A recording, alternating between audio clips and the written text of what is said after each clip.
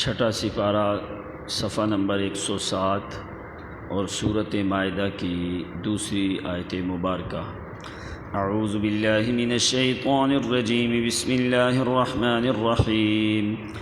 یا ایہا الذین آمنوا لا تحلوا شعائر اللہ ولا الشہر الحرام ولا الہدی ولا القلائد ولا آمین البیت الحرام يبتغون فضلا من ربهم ورضوانا وإذا حللتم فاصطادوا ولا يجرمنكم شنآن قوم أن صدوكم عن المسجد الحرام أن تعتدوا وتعاونوا على البر والتقوى ولا تعاونوا على الإثم والعدوان واتقوا الله إن الله شديد العقاب۔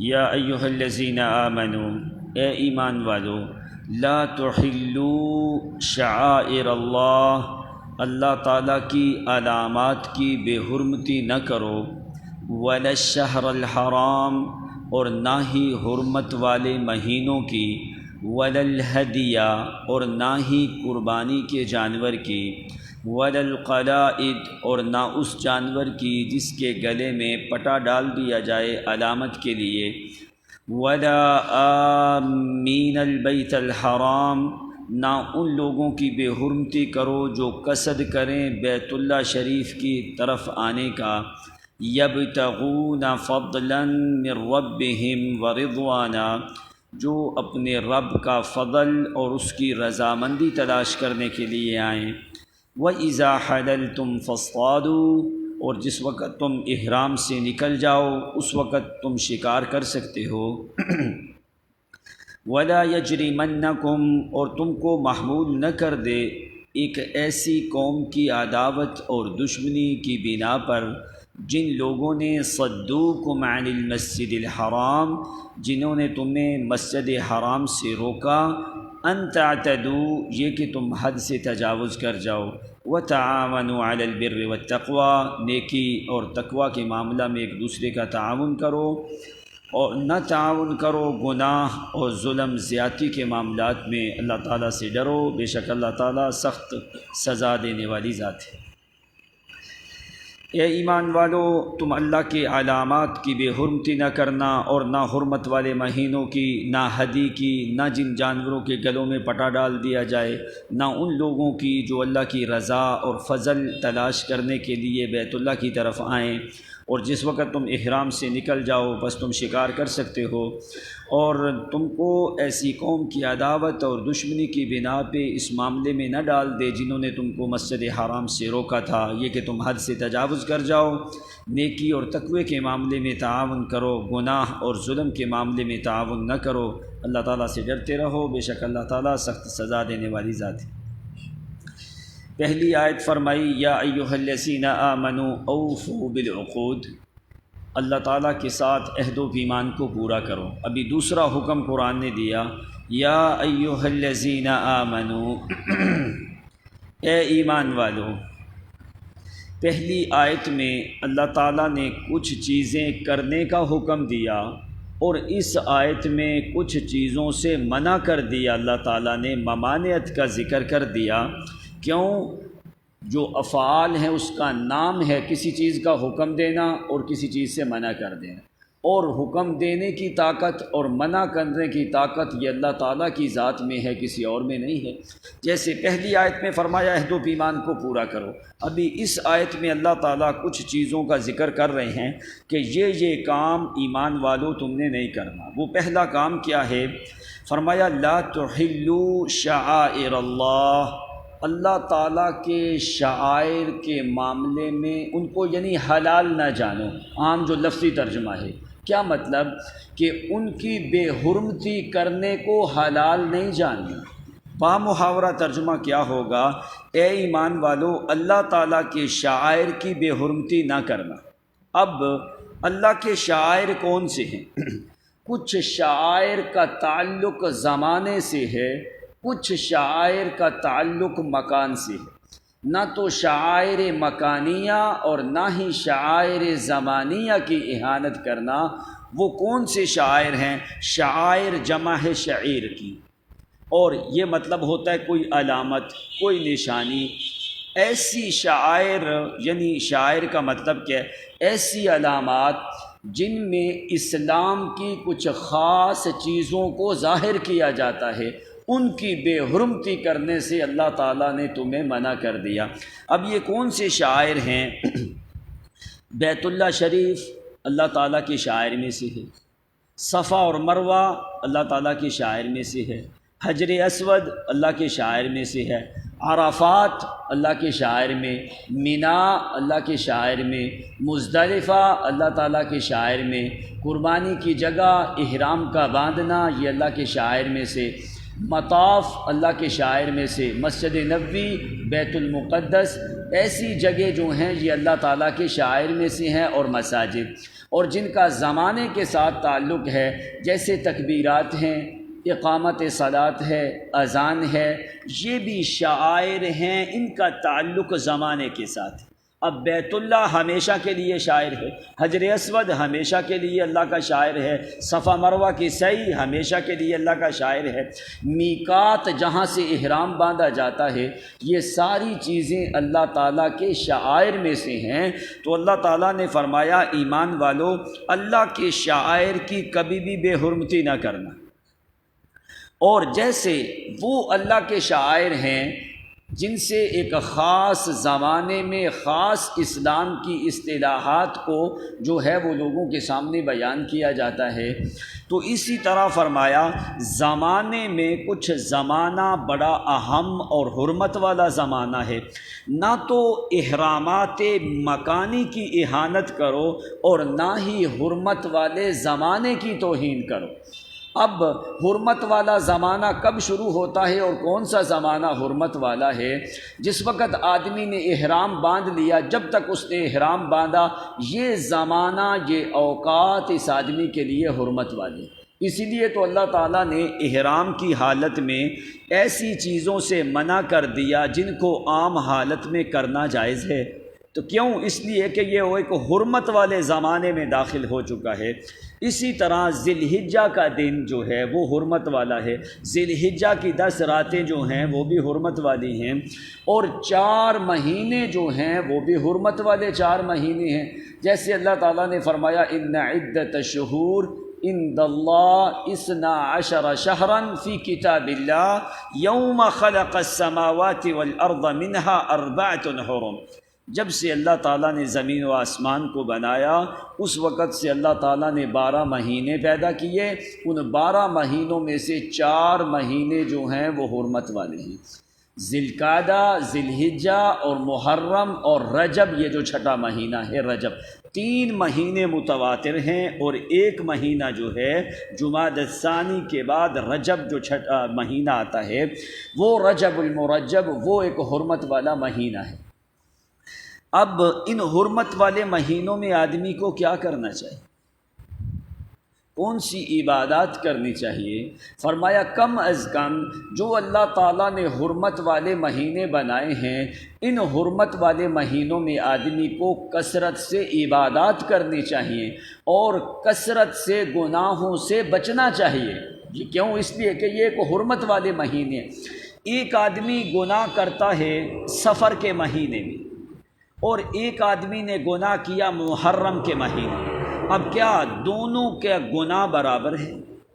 ایک آدمی نے 2 نفل پڑھے سفر کے مہینے میں، ایک آدمی نے 2 نفل پڑھے محرم کے مہینے میں، حرمت والے مہینے میں۔ اب جس آدمی نے حرمت والے مہینے میں 2 نفل پڑھے، اس کو ڈبل ثواب ہے۔ کیوں؟ ایک تو یہ اس نے 2 نفل کا ثواب ہے، دوسرا اس کو محرم کی حرمت کا ثواب بھی ہے، دوسرا اس کو محرم کی حرمت کا ثواب ہے، رجب کی حرمت کا ثواب ہے، ذی القعدہ کی حرمت کا ثواب ہے، اور اسی طرح یعنی ذی القعدہ، ذی الحجہ اور محرم۔ اگر کوئی آدمی سبحان اللہ 1 دفعہ پڑھتا ہے عام سفر کے مہینے میں، یہی سبحان اللہ کا ورد اس نے حرمت والے مہینے میں کیا، اس کو اللہ تعالیٰ ڈبل ثواب دے گا، حرمت کا بھی ثواب دے گا اور اس کو ذکر کا بھی ثواب دے گا۔ ایک آدمی نے نفل پڑھے مکہ مکرمہ حدود حرم سے باہر، جہاں پہ مقام تنعیم جو ہے اس کے باہر اس نے جو ہے دو نفل ادا کیے، اور ایک آدمی نے حد حرم کے اندر 2 نفل ادا کیے، کیا ان دونوں کا ثواب برابر ہے؟ کبھی بھی برابر نہیں ہو سکتا۔ اس لیے کیوں؟ اس آدمی کو ثواب نوافل کا بھی ملے گا اور حد حرم کا بھی ثواب ملے گا۔ اب ایک آدمی نے حدود حرم میں نفل پڑھے، ایک آدمی نے بیت اللہ کے احاطے میں نفل پڑھے، کیا دونوں کا ثواب برابر ہے؟ کبھی بھی نہیں ہو سکتا۔ جس نے بیت اللہ میں 2 نفل پڑھے گویا کہ اس نے 1,00,000 نفل ادا کیا ہے۔ یہ بیت اللہ کی تاج نبی علیہ الصلوۃ والسلام نے فرمایا من صلی صلاۃ فی مسجدی خیر من 1000 صلاۃ سواہ الا المسجد الحرام۔ آپ نے فرمایا جس نے میں محمد کی مسجد میں نماز ادا کی اس کی نماز 1000 نماز سے زیادہ افضل، سواہ الا المسجد الحرام، مگر جس آدمی نے مسجد حرام میں 1 نماز ادا کی اس نے 1,00,000 نماز ادا کی۔ یہ کب؟ جب اس نے اکیلے نماز ادا کی۔ اگر اس نے باجماعت نماز ادا کی ہے 25 یا 27 لاکھ کے ثواب کو پہنچ جاتا ہے۔ ایک دن اگر آدمی 5 نمازیں بیت اللہ میں پڑھے تو اگر آدمی کی 90 سال کی عمر ہو، 90 سال کی نمازیں ایک طرف اور بیت اللہ میں 1 نماز پڑھنے کا ثواب اس سے زیادہ ہے۔ یہ کیا ہے؟ یہ حرمت زمانی بھی ہے اور حرمت مکانی بھی ہے بیت اللہ شریف جو ہے۔ اسی طرح مسجد نبوی میں حرمت زمانی بھی ہے اور حرمت مکانی بھی ہے، مسجد اقصیٰ میں حرمت زمانی بھی اور حرمت مکانی بھی ہے۔ اب بیت اللہ شریف میں نماز پڑھنے کا 1,00,000 ثواب ہے اور مسجد نبوی میں نماز پڑھنے کا 1000 سے افضل نماز کا ثواب ہے، اور بیت المقدس میں 500 نماز کا ثواب ہے اگر کسی آدمی نے 1 نماز پڑھی۔ وہ جو لوگوں نے بنایا 50,000 والی وہ کوئی روایت نہیں ہے، اور 25,000 والی جو روایت ہے وہ دونوں روایتیں ٹھیک نہیں ہیں۔ جو صحیح روایت ہے وہ یہ ہے، آپ نے فرمایا جس نے میری مسجد نبوی میں نماز ادا کی 1000 نماز سے زیادہ افضل، یعنی کم از کم 1000 نماز کا تو ثواب ہے۔ آپ نے فرمایا خیر من 1000 صلاۃ، 1000 نماز سے زیادہ افضل ہے۔ اور جس نے بیت المقدس میں نماز پڑھی اس کو 500 نماز کا ثواب ہے، جس نے بیت اللہ میں پڑھی 1,00,000 نماز کا ثواب ہے۔ روئے زمین میں سب سے زیادہ ثواب اور اجر اللہ تعالیٰ نے بیت اللہ شریف میں رکھ دیا ہے۔ تو یہ کیا ہے؟ یہ اللہ تعالیٰ کے شعائر میں سے ہے۔ اسی طرح زمانہ شعائر والا یہ 4 مہینے ہیں، اور ان 4 مہینوں سے افضل مہینہ جو ہے وہ رمضان المبارک کا مہینہ ہے۔ اب شوال کا مہینہ ایک لحاظ سے اس میں جو ہے وہ شان زیادہ ہے پہلے مہینے سے۔ اب کیوں شوال کا مہینہ حرمت والے مہینوں میں داخل نہیں ہے، لیکن شوال کا مہینہ جو ہے اس سے حج کے ایام شروع ہو جاتے ہیں۔ عید الفطر کے دن سے لے کے یہ ایام حج کے شروع ہو جاتے ہیں نا، جو ہے 2 مہینے اور 10 دن تک۔ اور ایام حج کب شروع ہوتے ہیں؟ 1 شوال سے۔ عبداللہ ابن عمر رضی اللہ تعالیٰ عنہ نے حج کا احرام شوال کے مہینے کی ابتدا میں باندھ لیا ہے۔ اس لحاظ سے شوال کا مہینہ دوسرے مہینوں کی نسبت سے زیادہ شان والا ہے، اس وجہ سے کہ اس مہینے میں حج کا احرام باندھنا جو ہے وہ جائز ہے۔ اگر کوئی آدمی شوال کی پہلی تاریخ کو حج کا احرام باندھ لیتا ہے تو یہ اس آدمی کے لیے بہت زیادہ فضیلت اور شان ہے، جیسے عبداللہ ابن عمر رضی اللہ تعالیٰ عنہ نے کیا۔ تو یہ ہے زمانہ حرمت والا۔ کسی کی وجہ سے کے لوگ کہتے ہیں جی محرم کو فضیلت ملی، آدم علیہ السلام کی توبہ قبول ہوئی، نامہ دن اور 10 محرم تھا۔ نوح علیہ السلام کی کشتی کنارے میں لگی، نامہ دن اور 10 محرم تھا۔ موسیٰ علیہ السلام سے اللہ تعالیٰ نے تکلم کلام کیا، وہ نامہ دن اور 10 محرم تھا۔ یوسف علیہ السلام جیل سے نکلے، نامہ دن اور 10 محرم تھا۔ پھر جس وقت وہ بادشاہ بنے، نامہ دن اور 10 محرم تھا۔ یعقوب اور یوسف علیہ السلام کی ملاقات ہوئی، نامہ دن اور 10 محرم تھا۔ سلیمان علیہ السلام کو جب نبوت ملی، نامہ دن اور 10 محرم کی تھی۔ اسی طرح لوگوں نے لمبا باتیں ساری بنا کے رکھی ہیں۔ اللہ تعالیٰ سے اگر تم پوچھو، قرآن سے پوچھو، کسی کے بادشاہ بننے سے یا کسی کے نبی بننے سے یا کسی کی زندگی، حیات یا موت سے ان مہینوں کا اور شعائر کا تعلق۔ اب جب یہ ساری چیزیں پیدا نہیں ہوئی تھیں، اللہ تعالیٰ نے فرمایا یوم خلق السماوات والارض منہا اربعۃ حرم، جس دن میں نے زمین و آسمان کو بنایا اسی دن سے میں نے 12 مہینے بنائے، اسی دن سے میں نے 4 مہینوں کو حرمت والا بنا دیا۔ اب یہاں پہ کیسے کسی کی زندگی اور موت کا تعلق؟ نبی علیہ الصلوۃ والسلام کے بیٹے کی وفات ہوئی ابراہیم کی 1 سال اور 5 مہینے کی عمر میں، اسی دن چاند کو گرہن لگ گیا۔ کچھ لوگوں میں خیال آیا شاید کہ جو ہے ابراہیم کی وفات کی وجہ سے آ کے یہ سورج یا چاند کو گرہن لگ گیا ہے، تو یہ بات چلتے چلتے نبی علیہ الصلوۃ والسلام تک بھی پہنچ گئی۔ تو نبی علیہ الصلوۃ والسلام نے فرمایا ان الشمس والقمر آیتان من آیات اللہ لا ينکسفان لموت احدکم ولا لحیاتہ۔ آپ نے فرمایا سورج اور چاند یہ اللہ تعالیٰ کی شعائر اور نشانیوں میں سے ہے، اس کا تعلق یہ جو لگتا ہے کسوف اور خسوف جو ہے گرہن جو لگتا ہے، آپ نے فرمایا اس گرہن کا تعلق کسی کی زندگی اور موت سے نہیں ہے۔ لوگ کہتے ہیں جی یہ وجہ سے آ کے حرمت کو فضیلت ملی، محرم کو فضیلت ملی، تو باقی مہینوں کو کیوں فضیلت ملی؟ اگر محرم کو انہی وجہ سے آ کے پھر چلتے چلتے وہ آ کے بات ختم کرتے ہیں جس دن حضرت حسین شہید ہوئے، نامہ دن اور 10ویں محرم تھی، یعنی کہ وہ یہ معاملات لوگوں کے سامنے ظاہر کرنا چاہتے ہیں۔ وہ آدم سے لے کے 64 ہجری تک وہ سارا لمبا جھوٹ بنا کے آخرکار اپنے کربلا کو لوگوں کے سامنے بیان کرنے کی کوشش کی جاتی ہے۔ تو ایسے مہینے اور ایام کی حرمت اللہ تعالیٰ نے نہ تو کسی کی شہادت کے ساتھ رکھی ہے نہ کسی کی حیات اور موت کے ساتھ رکھی ہے۔ تو اللہ تعالیٰ نے فرمایا اسی دن سے ان ایام کو، انہی مکانات کو، انہی مقام کو اللہ تعالیٰ نے حرمت والا۔ مساجد یہ اللہ تعالیٰ کی حرمت، عبادت گاہیں یہ اللہ تعالیٰ کی شعائر میں سے ہیں، اذان، اقامت، تکبیرات، ایسی یہ چیزیں جو ہیں، تلبیہ، یہ ساری چیزیں ان کا تعلق جو ہے شعائر میں سے ہے اور شعائر مکانی اور زمانیہ کے ساتھ بھی ہے۔ کوئی آدمی بھی اگر بالفرض کوئی اذان ہوتی، کبھی کبھی لوگ کہتے اس کو کوئی اور کام ہی نہیں، اذان پہ اذان دے جا رہا، کہتا ہے اس کو اور کوئی کام ہی نہیں، بوڑھے کو اذانوں پہ اذانیں دے دیے جا رہے۔ اب یہ کیا ہے؟ یہ ایک اہانت ہے، مؤذن کی اور اذان دینے والے کی ایک اہانت ہے۔ لوگ کہتے ہیں جی سونے ہی نہیں دیتے، اذانوں پہ اذانیں اور تکبیروں پہ تکبیریں۔ اصل میں بے ٹائم پہ اذان بھی نہیں دینی چاہیے۔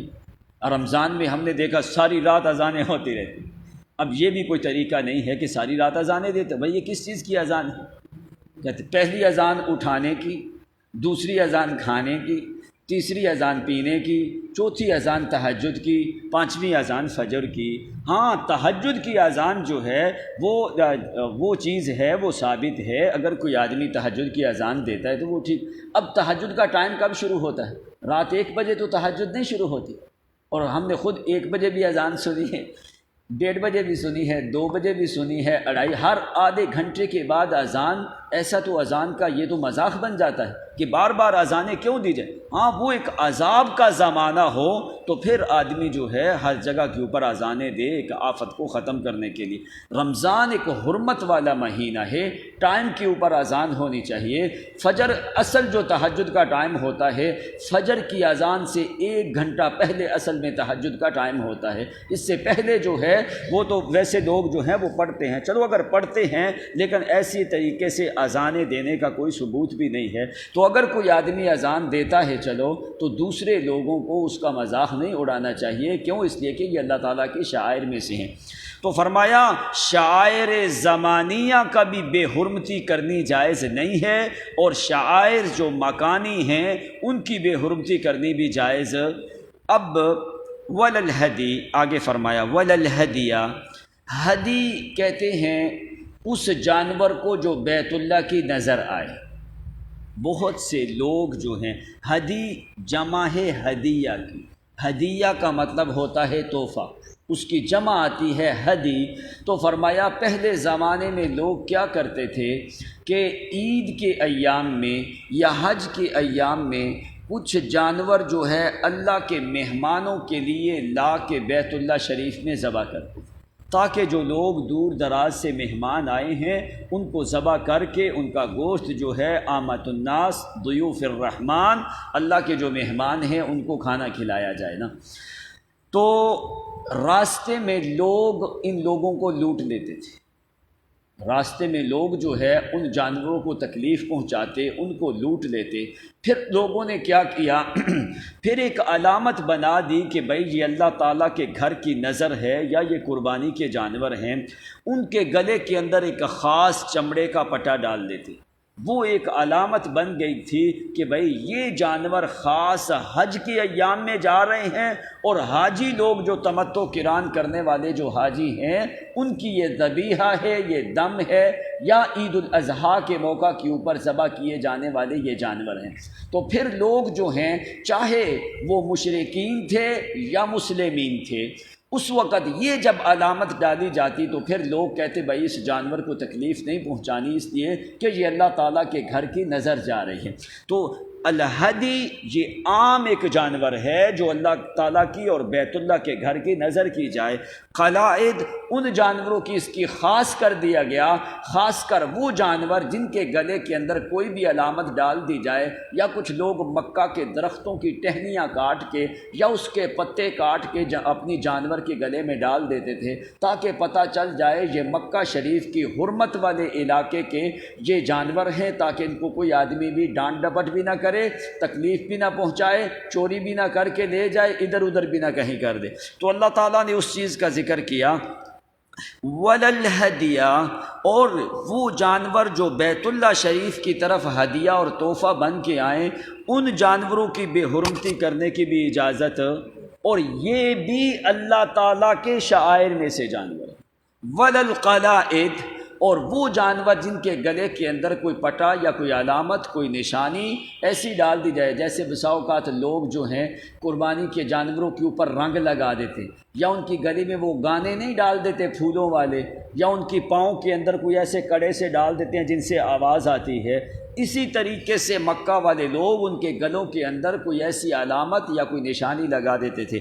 تو اللہ تعالیٰ نے فرمایا نہ تو جو بیت اللہ کی نظر ہدیہ اور تحفہ والا کوئی جانور آئے کسی بھی حالت میں، چاہے وہ قربانی کا، اس جانور کو بھی تکلیف پہنچانی جائز نہیں ہے۔ وَلَلْقَلَائِدِ، نہ ان جانوروں کو تکلیف پہنچانی جن کے گلے کے اندر کوئی علامت یا نشانی یا پٹا ہو، جو خاص عید الاضحیٰ یا حج کے ایام میں جو ذبح کرنے کے لیے جو جانور آ جائیں، ان کی بے حرمتی کرنی بھی جائز نہیں ہے۔ آگے فرمایا ان لوگوں کی جو ہے توہین کرنا، یا ان لوگوں کا بھی ان کو تکلیف پہنچانا جو اللہ کے گھر کا قصد کر کے جانے والے۔ آمین البیت الحرام، آمین، میم کے اوپر جب شد آ جائے نا تو اس کا معنی بدل جاتا ہے۔ کچھ لوگ نماز کے بعد جب فاتحہ ختم ہوتی ہے تو وہ ذرا زور دے کے کہتے ہیں آمین، ایسے بولتے ہیں، تو وہ معنی بدل جاتا ہے۔ جو فاتحہ کے بعد جو آمین ہے وہاں پہ ذرا برابر بھی شد نہیں، وہاں پہ ہے آمین، اور یہاں پہ کیا لفظ ہے آمین۔ کچھ لوگ زور دے کے پڑھتے ہیں تو وہ معنی بدل جاتا ہے۔ یہاں پہ آمین، جس وقت میم پہ شد آئے جب اس کا معنی ہوتا ہے ارادہ کرنے والے لوگ۔ اب جب فاتحہ ختم ہوتی ہے آدمی شد دے کے پڑھے تو معنی کیا ہو جائے؟ یہ تو کوئی تائید نہیں ہوگی۔ اس لیے عربی زبان میں شد اور غیر شد کے کلمے کے ساتھ معنی زمین و آسمان کا بدل جاتا ہے۔ اگر کوئی فاتحہ کے بعد آمین کہتا ہے تو وہاں پہ آمین فوری کہنی چاہیے، لیکن اس کے اوپر شد یا زور دے کے یا ایسے بلند آواز سے آمین کہنے کی بھی اجازت نہیں ہے۔ آمین ایک کلمہ دعائیہ ہے، تو اللہ تعالیٰ نے فرمایا ادعوا ربکم تضرعا وخفیا، اللہ تعالیٰ یہ کلمہ دعائیہ ہے، فرمایا کہ دعا اللہ تعالیٰ سے گڑ گڑا کے اور آہستہ کرو۔ کچھ ہمارے پاکستانی ساتھی جو ہیں وہ اونچی آواز سے عادت پڑی ہوتی ہے کچھ لوگوں کو اونچی آواز سے آمین کہنے کی۔ آمین کہنا کے اوپر کسی کو اعتراض نہیں ہے، لیکن اسی طرح کہی جائے جس طرح کہ آہستہ تمہارے اپنے کان سنیں نا، ایسا نہ ہو کہ دوسرے آدمی اتنا زیادہ زور سے کہی جائے کہ دوسرے آدمی نماز میں بھول جائیں۔